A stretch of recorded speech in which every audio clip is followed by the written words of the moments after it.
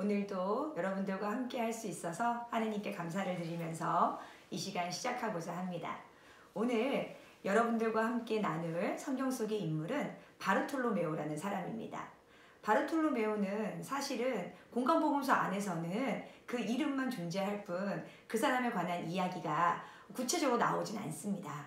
그런데 요한복음을 보면 나타나엘이라는 예수님의 제자가 나오거든요. 오랜 전승상 나타나엘과 바르톨로메오는 동일 인물로 보고 있습니다. 이름은 나타나엘이고요. 바르톨로메오는 바르, 아들이란 뜻이에요. 톨로메오의 아들. 나타나엘 네 집 아들이야. 걔는 톨로메오의 아들이야. 이런 뜻이죠. 그래서 제 생각에는 아마 아버지가 그 지방에서 꽤 유명했던 사람인가 봐요. 그래서 그를 부를 때 나타나엘이란 이름보다는 바르톨로메오라고 부르기를 더 선호했던 것 같습니다. 그러면 그 나타나엘, 바르톨로메오가 어떻게 예수님께 부르심을 받는지에 대해서 요한복음이 우리에게 설명을 해주고 있어요. 그런데 이 부분을 읽으면서 많은 분들이 의문점을 가지시고요. 저도 처음에 이 이야기를 읽으면서 이게 무슨 뜻일까라고 고민을 좀 많이 했어요. 그래서 오늘 성경이 얘기하는 바르톨로메오의 부르심에 대해서 여러분들과 함께 나눠보고자 합니다. 먼저 나타나엘에게 복음을 전한 사람은 필립보였습니다. 필립보는 긴 설명이 필요하지 않아요. 긴 설명을 하지 않은 채 바르톨로메오에게 가서 우리가 찾고 우리가 기다리던 바로 그분을 만났다. 그분은 나자렛 사람 예수라는 분이시다 라고 얘기를 해요. 그런데 나타나엘이 뭐라고 얘기하냐면 나사렛에서 무슨 좋은 수가 나올 수 있겠어? 아유 그 작은 동네에서 그 보잘것없는 동네에서 우리가 원하고 바라던 그런 메시아가 올 수 있어? 우리를 구원해줄 다윗과 같은 그런 위대한 영도자가 나올 수 있어? 라고 필립보의 말을 의심합니다. 필립보는 와서 보시오 라고 간단하게 한마디 하죠.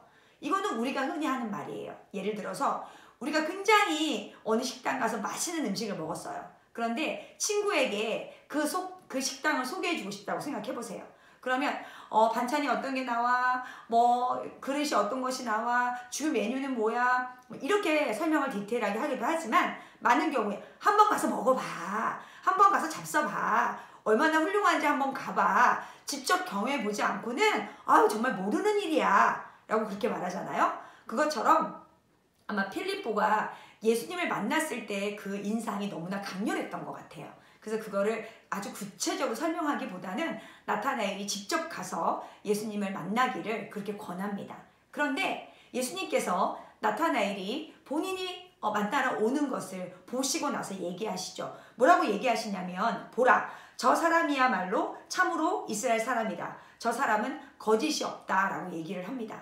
그때 나타나엘이 뭐라 그러냐면 저를 어떻게 아세요? 저는 선생님을 본 적이 없어요. 근데 선생님은 저를 어떻게 아시죠? 그랬더니 예수님께서 하시는 말씀이 필립보가 너를 부르기 전에 네가 무화과 나무 아래에 있는 것을 내가 보았다 라고 얘기를 해요.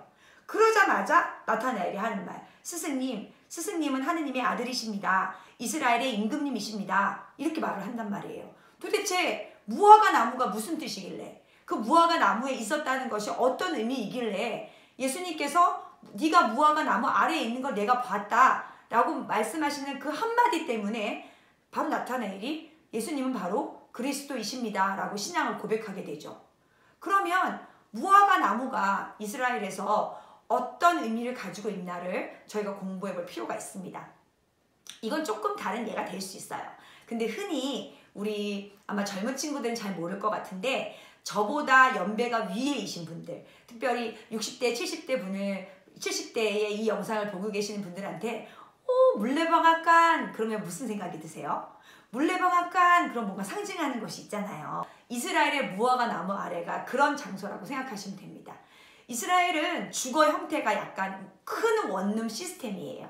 그래서 개별 방이 있다기보다는 큰 방 안에 중간에서 요리도 하고 또 거기서 가족들이 모여서 기도도 하고 또 거기서 잠도 자고 그랬던 시스템이에요. 그러면 성인 남자가 특별히 이스라엘 성인 남자는 매일매일 경전을 읽어야 하고 주님께 기도를 드려야 하는데, 가족들이 다 모여있는 그 원룸 같은 주거 공간에서는 그들이 뭔가 주님과 은밀한 대화를 나누고 또 주님께 기도를 올리고 경전을 바칠 수 있는 시간이 없었습니다. 장소도 없었고. 그래서 이스라엘의 모든 집에 아마 과일을 먹기 위해서도 마찬가지고 더위를 피하기 위해서도 마찬가지고 집집마다 이 무화과 나무가 한 그루씩 있었어요. 그러면 이스라엘 성인 남자가 주님께 기도를 드리고 그 다음에 주님과 대화를 나누고 싶고 경전을 바치고 싶을 때 찾아갔던 곳이 무화과 나무 아래예요. 주님께서 나타나엘에게 나는 네가 무화과 나무 아래에 있는 걸 봤어. 무슨 뜻일까요? 네가 무화과 나무 아래에서 주님께, 하느님께 어떤 기도를 올렸는지, 네가 무화과 나무 아래에서 얼마나 애타게 하느님을 찾았는지, 네가 무화과 나무 아래에서 얼마나 많은 고민을 했는지, 얼마나 간절히 메시아를 기다렸는지 나는 너를 알고 있다는 거예요. 나는 너를 알고 있는데 밥 먹는 내 모습을 알고 있는 게 아니라, 친구들과 수다 떨고 있는 내 모습을 알고 있는 것이 아니라, 내가 일하는 모습을 알고 있는 것이 아니라 주님께서 특별히 나의 어떤 모습을 보였대요? 내가 어느 때 주님께 간절히 기도했는지, 내가 언제 주님 앞에 눈물을 흘렸는지, 내가 언제 주님 앞에 무릎을 꿇었는지 그 모든 걸 알고 계시랍니다. 그게 바로 무화과 나무 아래예요. 그런 내 모습을 알고 있다라고 말씀하시는 그 주님의 한마디에 나타나엘은 당신은 나의 주님이시다라고 얘기를 합니다. 어떻게 보면 나타나엘은 선입견을 많이 가지고 있는 사람이었었어요. 나자렛이라는 작은 동네, 그가 요셉의 아들이라는 선입견, 그것이 주님으로 가는 데 있어서 많은 장애 요소가 되었습니다. 선입견은 배를 후진시킬 만큼 큰 힘을 가지고 있다고 그래요. 제가 몇 년 전에 제주국의 어떤 신부님께서 매일 미사에 묵상글 쓰시면서 그 선입견에 관한 좋은 예를 하나 들어주셨지요. 원래는 백인들이 아메리카 대륙을 정복할 때 긴 항해 끝에 굉장히 많이 지쳐 있었고 또 풍토병에 시달리고 있었답니다. 그런데도 불구하고 그 막강한 전투력을 가진 아메리칸 원주민들을 정복할 수 있었던 것은 원주민들이 가지고 있었던 선입견이래요. 원주민들 생각에 신은 흰색 얼굴을 가지고 있었답니다. 그래서 백인들을 만났을 때 그들이 가지고 있는 신의 얼굴에 대한 선입견 때문에 마치 싸워보기도 전에 아메리카를 정복하러 온 백인들을 보고 신처럼 느꼈다 그러죠. 그래서 똑바로 전투를 해보지 못한 상태에서 패배하게 이르렀던 바로 그런 이야기가 바로 선입견에 관한 이야기입니다. 우리가 가지고 있는 선입견이 주님께로 가는 길을 방해하는 경우가 굉장히 많아요. 주님은 어떻게 말씀하셔야 돼? 마치 탈출기의 구름 기둥처럼, 탈출기의 불 기둥처럼 우리에게 말씀하실 것 같고, 또 우리가 성인 성녀전을 통해서 빛처럼, 구름처럼, 번개처럼 우리에게 그렇게 말씀하셔야 된다고 믿는 우리의 선입견이 우리의 눈을 어둡게 하고 있지 않나 생각이 듭니다. 그때 필립보가 나타나에게 한 말, 와서 보시오예요. 와서 보시오.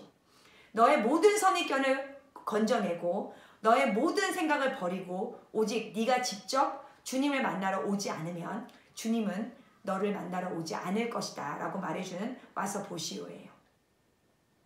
이런 나타나의 삶을 보면 주님께서 우리를 어떻게 부르러 오시는지를 다시 한번 새겨볼 수 있습니다. 무화과 나무 아래라는 얘기를 들으면 마치 우리가 대단한 장소를 하나 마련해야 될 것처럼 그렇게 느껴지지만 사실은 그렇지 않아요. 나만이 주님을 만나고 나만이 기억할 수 있는 시간과 장소를 마련하는 것, 그것이 바로 우리의 무화과 나무가 되겠습니다. 아마 요즘은 많은 경우에 하루의 일과가 끝나고 이렇게 잠자리에 드시면서 많은 분들이 핸드폰을 하시거나 아니면 이렇게 좀 다른 영상을 보시거나 이런 분들이 굉장히 많으신데요. 잠자기 전에 침대가 여러분의 잠자리가 여러분의 무화과 나무가 될 수 있어요. 그때 단지 1분, 2분, 또 5분 이 정도의 주님의 이름을 부르면서 여러분이 성호경을 듣고 주님께 오늘의 일을, 또 오늘 내가 속상했던 것을, 주님께 청하고 싶은 것을 바치신다면 그때 그 장소가 바로 여러분의 무화과 나무가 되는 거예요. 또 점심 식사 후에 요즘처럼 날씨가 좋을 때 여러분들이 산책을 하면서 주님과 대화를 나누신다면 그것은 뭐가 되는 거냐? 여러분의 무화과 나무가 되는 것입니다. 많은 사람들이 요새 입에 달고 하는 말, 바빠요. 수녀님 너무 바빠요. 그런데 그 바쁘다는 단어를 한자로 하면 뭐가 되는 줄 아세요? 바쁠 맘자가 되죠. 바쁠 맘자는 무슨 뜻이냐? 마음이 죽는다는 뜻이에요. 반면에 우리가 그 바쁜 일상 속에서도 잠시 휴식을 가진다면 그 휴식의 시간에 주님께서 여러분을 찾아오시는 건데, 그 휴자라는 한자가 무슨 뜻이에요? 사람이 나무에 기대어 있는 모습이에요. 사람이 나무에 기대서 자기 마음을 보는 것, 자기 마음을 바라보는 것을 우리는 휴식이라고 합니다. 긴 시간이 우리에게 필요하지 않습니다. 여러분만의 무화과 나무를 오늘 마련해 보시기를 권고드립니다.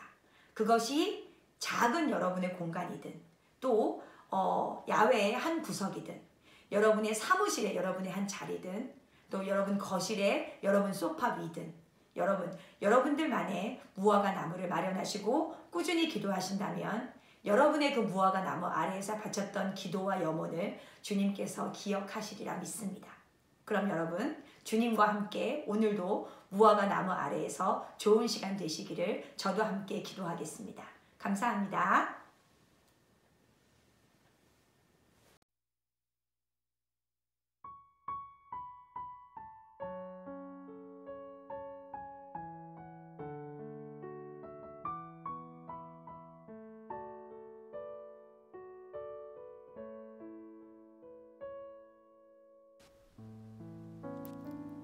마음 가다듬기. 편안한 자세로 앉습니다. 숨을 깊이 들이마시고 내쉬면서 모든 감각으로 나와 함께 하시는 주님을 느껴봅니다. 성령 청하기. 성부와 성자와 성령의 이름으로 아멘. 오소서 성령님, 저희에게 모든 것을 가르쳐 주시고 언제나 저희를 위하여 간구하여 주시니 저희는 당신께 의탁하나이다. 강의 내용 떠올리기. 바르톨로메오라고 불렸던 나타나엘은 무화과 나무 아래에서 충실하게 하느님께 기도하는 사람이었습니다. 하느님과 함께하는 자신만의 친밀한 시간이 있었기에 예수님의 말씀 한마디에 하느님이신 그분을 알아보고 선입견을 넘어설 수 있었고 예수님의 제자가 되는 은총을 누릴 수 있었습니다. 나는 일상 안에서 하느님과 내밀하게 만나고 있는지요? 내가 마련할 수 있는 무화과 나무는 어떤 장소, 어떤 시간일지 생각해 봅시다. 잠시 침묵으로 머무르며 곰곰이 생각해 봅니다.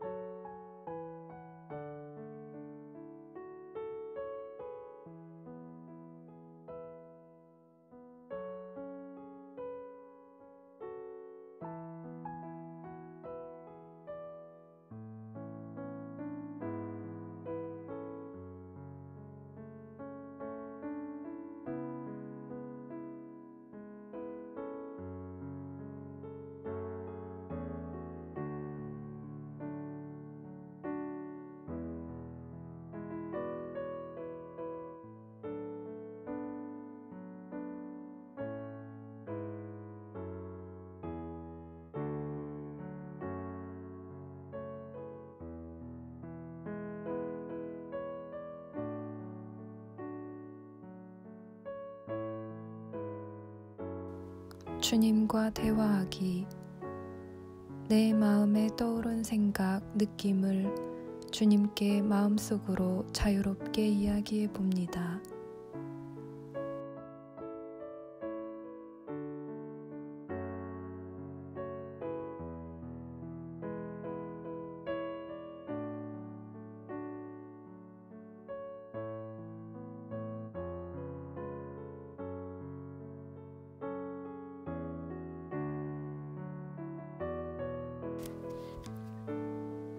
영원한 도움의 성모님과 함께 기도하기.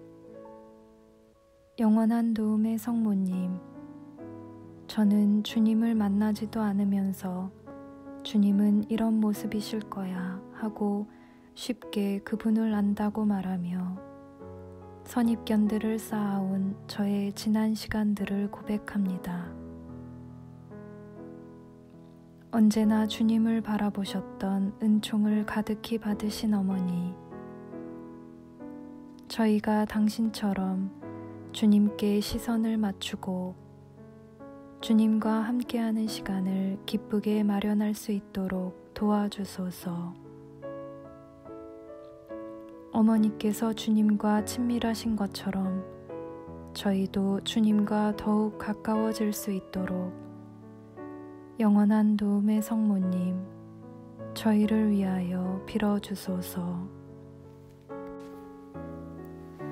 성부와 성자와 성령의 이름으로 아멘.